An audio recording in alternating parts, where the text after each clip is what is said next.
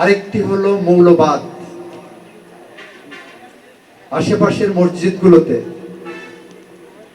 বেহেশতের ticket বিক্রি করার জন্য ইমাম নিয়োগ দেওয়া হচ্ছে। আমি অনুরোধ করব আপনাদেরকে, প্রাক্তন ছাত্র হিসাবে এই অঙ্গনকে, শৈলকুপাকে শান্তিপূর্ণ রাখার জন্য, এই অঙ্গনকে শান্তিতে রাখার জন্য, আপনার সন্তানের আগামী ভবিষ্যৎ বেহেশতের টিকিট বিক্রি করার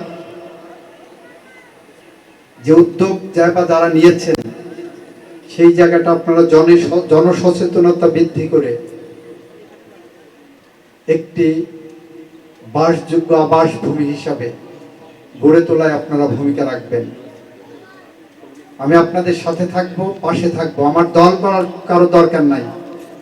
আপনাদেরকে আমি বলছি না যে আপনি আমার দল করেন, আমি বলছি আমার পাশে থাকেন মাদক নির্মূলে এবং মৌলবাদ নির্মূলে। মাদক এবং মৌলবাদ এই সোসাইটিকে যাতে গ্রাস করতে না পারে, সন্ত্রাস দুর্নীতি যাতে এই সোসাইটিকে গ্রাস করতে না পারে, সে বিষয়ে আমি আপনাদেরকে আমার স্বপ্নের সারথি হিসাবে চেয়েছি।